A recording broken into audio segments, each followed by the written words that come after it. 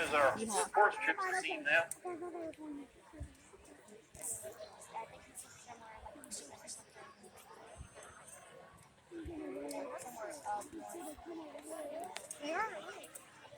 You watching them run back to the village? Back there in the brush?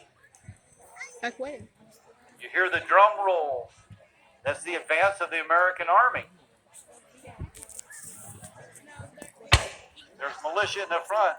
Cavalry are firing now at the native warriors.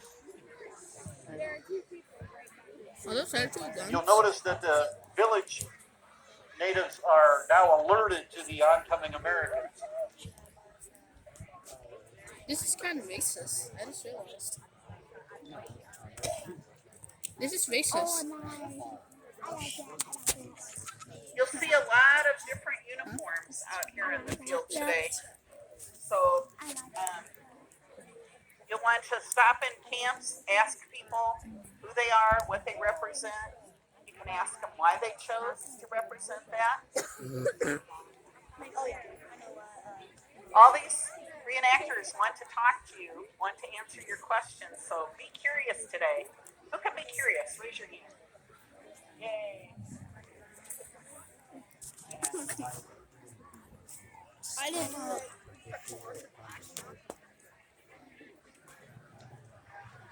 I gotta find one. Wow, that scared me.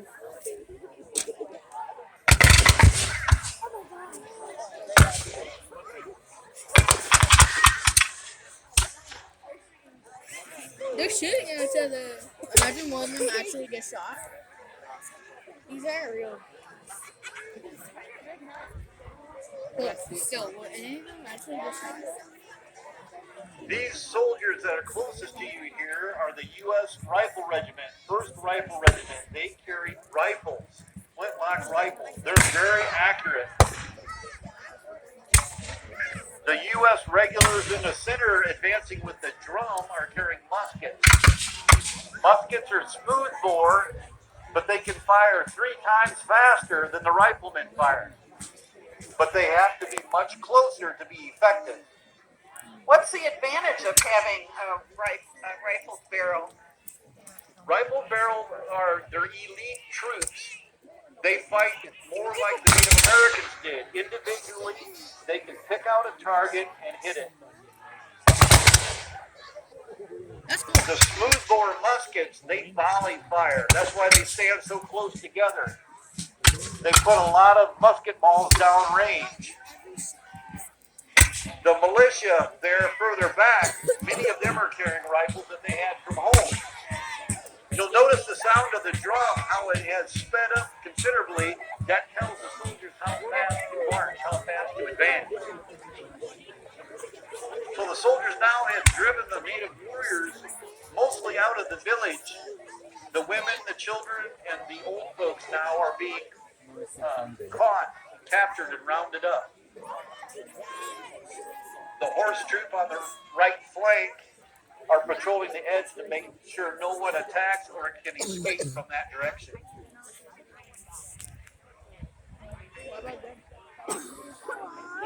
Oh yeah, this is kind of cool. You'll have to pardon me. After 24 years, I'm used to being over there with them. Very unusual. Oh, I thought I had her.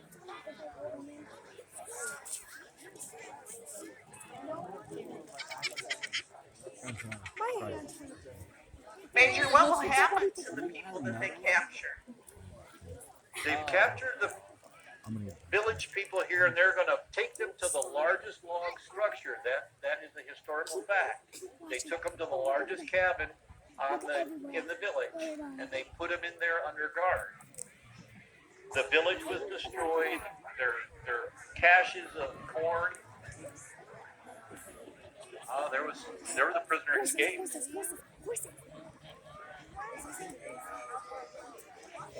It was not unusual for the U.S. Army to attack Native Americans in the wintertime. Because if you attack the natives in the wintertime and you destroy their home and you destroy their food, then they had to spend all the rest of their time hunting. and gathering just so that they can Yeah, provide for their that families. prisoner over there. It was a Dude. tactic that the U.S. government and others have employed for years later with dealing with Native Americans. So we're like right there where the top hat guy thingy. Someone put the top hat.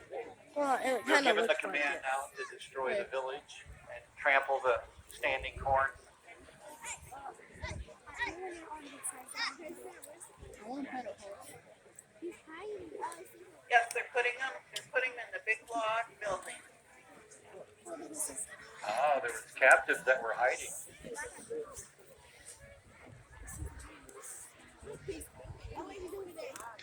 Once they captured the people in the village and they put them in the cabin, then the colonel made a defensive perimeter around that area. He formed a square.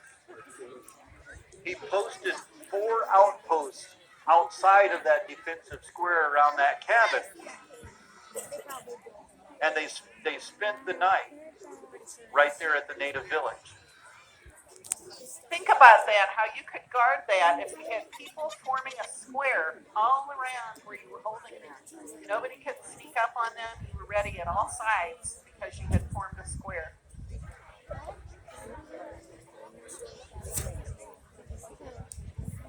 Plastic.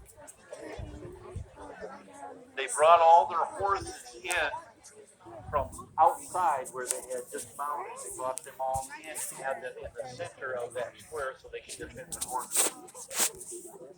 This is kind of boring. Oh, you can see the The prisoners. horses were extremely important part. That's the only way they could cover ground quickly. And you had to take care of them. You had to feed them. Who has a horse? Raise your hand.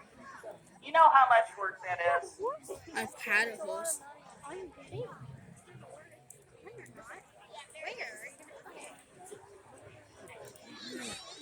Now with our time restriction, of course, we can't replicate an overnight, the guys, just imagine that they're starting to do their cook fires and they're laying down, they have their sentries posted.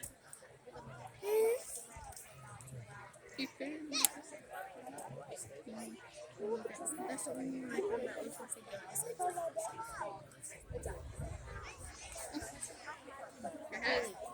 If you're wondering how reenactors get their horses to do this, it takes a bit of training.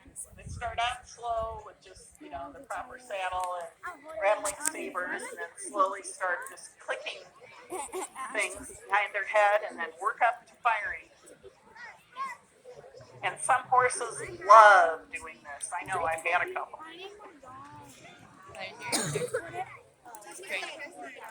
The Native American warriors, for the large part, escaped the capturing of the village. They engaged the U.S. forces when they came in, and then they pulled Hey, Mike back. Cat. They vacated the area with hope that they would be able to rally and counterattack.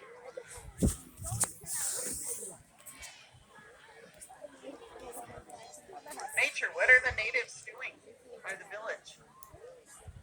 Got to remember, this is early in the morning, the next morning. They are counterattacking. Looks like they are shooting at Captain Benoni Pierce's outpost there on the north corner. One of his men have been hit. Who's Benoni Pierce? Captain Benoni Pierce was one of the company commanders of the men who came to attack out here, and he was noted for, as his men were wounded in his outpost, he stayed back to cover their retreat so they could make it back to the American lines. And in doing so, Captain Pierce himself You see all this more. was killed.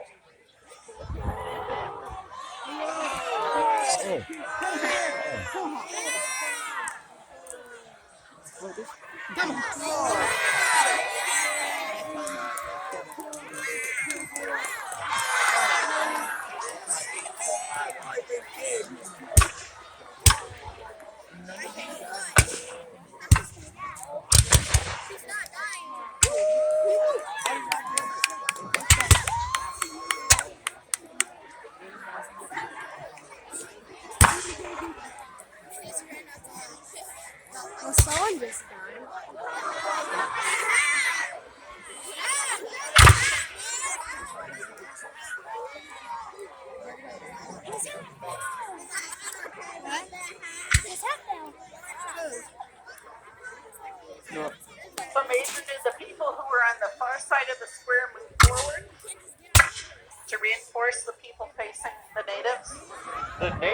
actually attacked in force and broke through some of the American lines. He got the hat.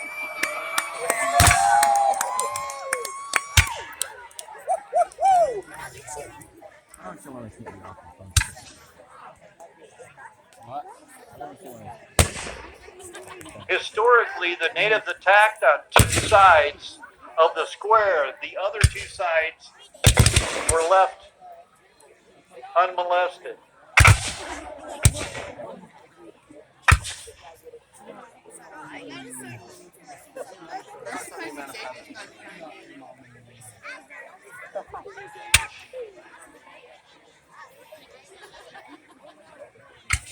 Oh my. Oh, the natives are advancing now. I'm just waiting for the big guys.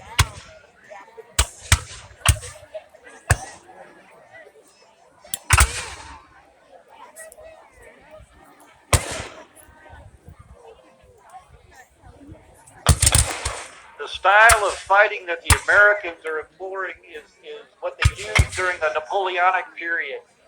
It's carried over into the Civil War. It was that standing in two ranks and firing shoulder to shoulder, firing volleys into the enemy. Well, the natives, after years of fighting with American and British forces, were wise to that. They do not fight in that same style where they stand shoulder to shoulder and slug it out with a superior numbered force. They fight from cover, fire individually.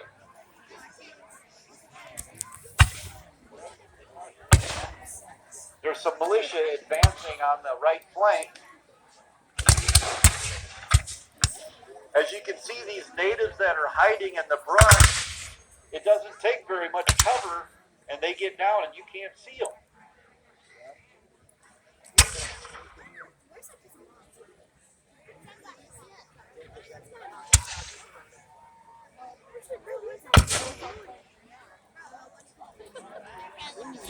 You hear the whistle from the U.S. riflemen? They're fighting. Captain Birkenbach of the U.S. Rifle Regiment, he can command his troops to deploy to the left, to the right, to advance or retreat with his whistle. If you listen to him blow his whistle, it tells his men what to do.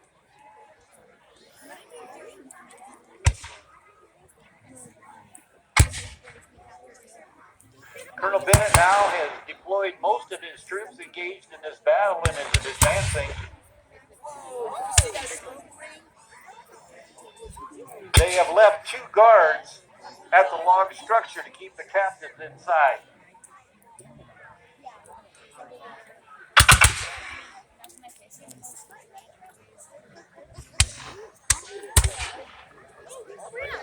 Can you imagine if that was your dad out there and you were a woman or a child locked up in that log building and you're waiting to be rescued? How scary that might be, knowing your dad and maybe your brother or your uncle's out there trying to get you out.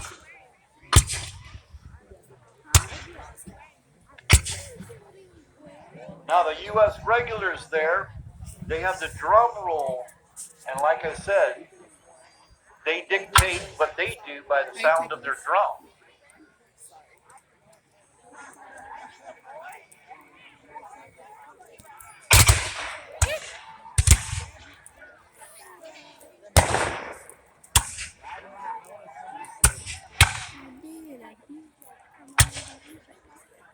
The militia is now advancing.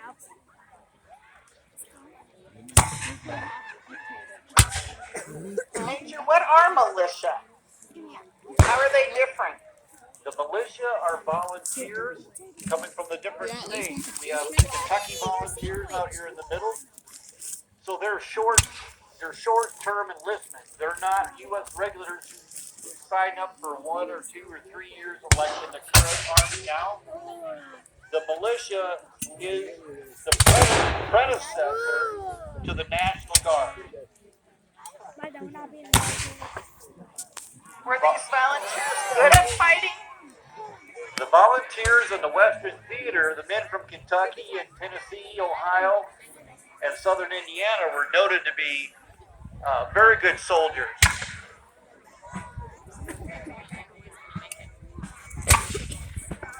You'll Notice they're pressing hard and they're pushing the natives back.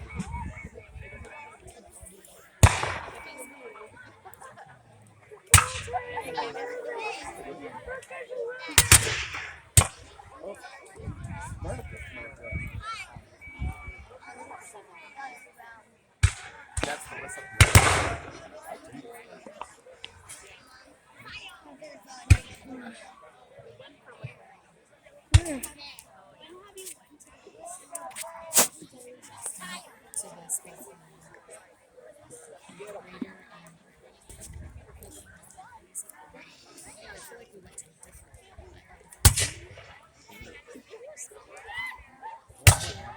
The colonel is having his men retire. They are pulling back. They push the natives back past the village. The U.S. rifles are covering the retreating American forces. Major, I only see a few people out there with a hat like yours. Who's wearing the hat like yours? These chapeaux are being worn by majors and colonels. You'll notice that the colonel and the majors both have epaulets on both sides. A lieutenant has an epaulet on the left side, as the British would call it, a lieutenant. A captain, like Captain Brookenball, has his epaulet on the right side. So from a distance, you can tell what rank somebody was by their epaulet.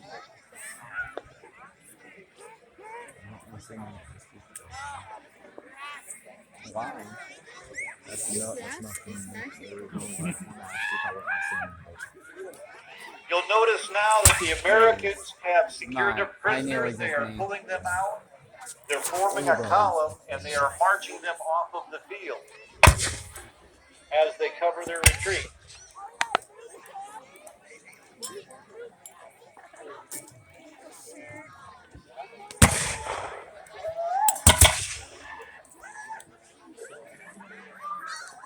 This battle was a victory for the Americans.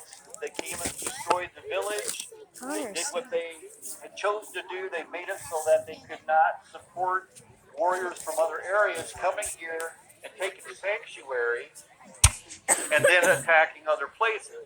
However, the Native Americans considered a victory as well because they were able to actually force the American forces out of their part of the country. And the American forces cut short their campaign and retired. Zoom in on those cameras. Now you'll notice this is coming to the close of the Mississinewa story part of the battle. However, the U.S. artillery is rolling out onto the field. The British artillery is rolling out onto the field.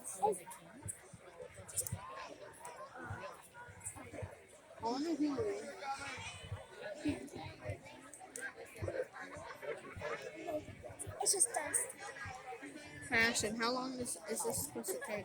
So this is the It's second like part 30 of what minutes you're going long, to and see then today. it's night. I want to remind Right you now, all, it's in too, 19 if you think minutes. you haven't heard of the War of How long 1812, does it take? have you heard of the Star Spangled 30 Banner? minutes. Who wrote that? Scott. Francis Scott Key, while he was trapped in the harbor at Baltimore watching the fort there be bombed, Fort McHenry. Did you know Washington, D.C. was burned by the British during the War of 1812? And Dolly Madison saved the portrait of George Washington. The White House burned, but we have that portrait because Dolly Madison cut it out of the frame and scribbled it out of there. Some of my favorite snacks are Dolly Madison.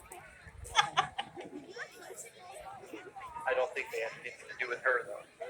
Well, they probably picked a really important woman to name the snacks after. Have you heard of Old Ironsides? Yep. That was an American frigate that was famous for attacking many of the British ships. The British Navy was superior to all other forces in the world at that time until Old This is a Ironsides. fight between them. Right. And the British were grabbing American men off ships and even off the shore and forcing them to join the British Navy. And so that was part of the problem why the had with the British at that time. You'll notice now the American artillery, they are loading. People are losing. I can't see from my angle if the British artillery is loaded or not. I see a cannon. I see some British redcoats just starting to come onto the field. If everyone can look between the two Indian structures, you might see some gentlemen in white pants and a blue jacket. They're artillery. What does it take to load a cannon, Major? The crews on these cannons usually consist of about 5 men. Each man has his own Madison job. Cam. They have one person, sometimes referred to as a powder monkey, and all that person does, they stand back there by their powder box, and when the order is given, he will open the lid, grab a cartridge, a charge of gunpowder and a cannonball or grape shot, close the lid, and advance and give it to the loader. And look, here comes the British, and we are so grateful to them for making the trip here to show you what the British looked like during this war. Many of these reenactors here, representing the Crown forces, are from Canada. There are some that are actually from England, and some are from the United States.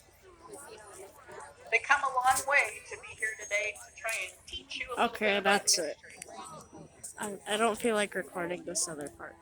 Bye.